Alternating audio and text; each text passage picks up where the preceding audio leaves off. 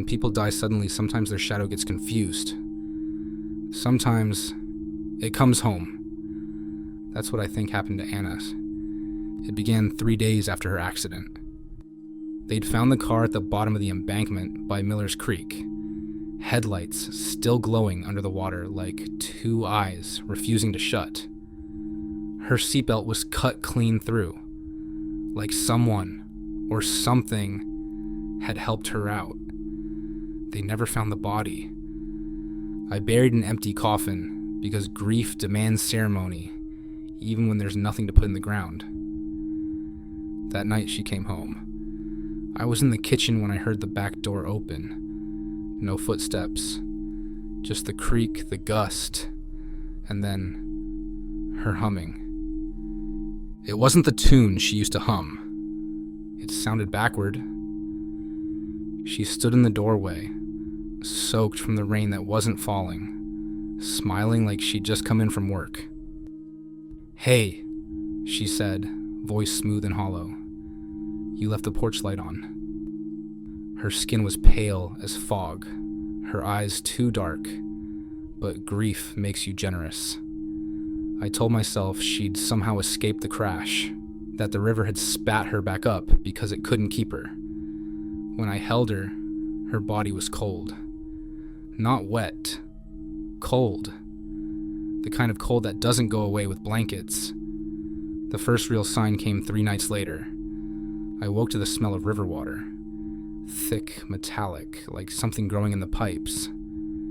Anna stood at the foot of the bed, facing the wall, not moving. "Anna?" She turned her head, but not her body. The neck followed too slowly, vertebrae clicking like teeth in a glass. "Did you hear them?" she whispered. "Hear who?" "The ones under the floor." She smiled. "They want you to come listen." I tried to believe she was traumatized, dissociating, something medical. But there were other things. Every mirror in the house started fogging up, even when the room was cold. When I wiped one clean, I'd see her reflection, smiling before she actually smiled. The reflection always moved first. When I looked away, I could hear whispering from the glass, soft and gurgling, like bubbles rising from deep water. Once, I caught her staring into the mirror and speaking in a low tone that wasn't her voice. The words made no sense, like someone reciting a prayer underwater. But one phrase repeated, "You're still down there." Then came the night she stopped breathing. I mean that literally. I woke up to silence. No exhale, no inhale, just stillness beside me. I shook her shoulder and her eyes opened immediately, as if she'd only been pretending to sleep. "I was listening," she said. "You snore like them." Her smile was all teeth, but her breath was gone. She didn't breathe anymore after that. The house changed too. Every night around 3 a.m., water began seeping from the walls. Not much, just a thin shimmer that crawled toward the floorboards. When I touched it, it was warm. If I leaned close, I could hear something beneath it. Voices, dozens of them, whispering my name through the pipes. One night, I followed the sound down to the basement. Anna was already there. She was kneeling by the drain in the floor, whispering back.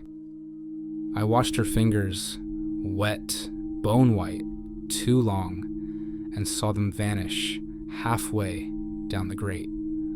Her arm bent wrong. She was feeding something below. I screamed her name. She froze, turned her head all the way around, vertebrae snapping into place like beads on a rosary. "You shouldn't have said that," she whispered. "It knows your name now." The next day, I tried to leave, packed a bag, booked a motel. But the roads out of town were closed. Flooding, they said.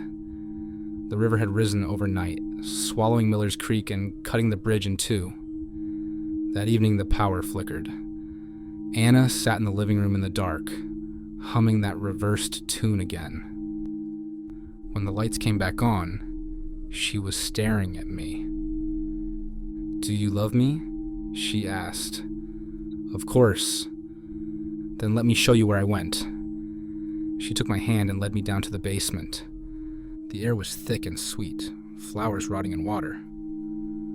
The drain was wide open now, a hole gaping in the cement that shouldn't have been there.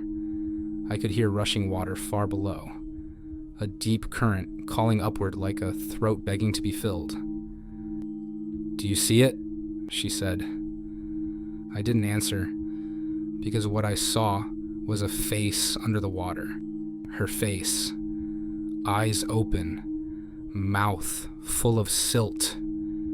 The thing beside me smiled. "She's still drowning," it whispered, "but she's learning. You could too." The real Anna's hand reached up from the water, bloated, blue, grasping, and the one beside me began to hum louder, vibrating the walls, her skin cracking like porcelain as water poured out from the seams. "Say my name," she hissed. "Say it 3 times, and take her place. That's how we stay." I ran. I don't know how long I've been staying in motels since. The house is gone. The flood took it. But I still dream of that drain, of the whispering voices below. Sometimes I wake up in a cold, damp bed. Sometimes I swear I hear her humming from the next room. I've stopped saying my name out loud, because whatever she was, a fetch, a mimic, a shadow of the drowned, she's still looking for me. And in dreams, when the walls start dripping and my reflection smiles before I do, I know she's getting closer.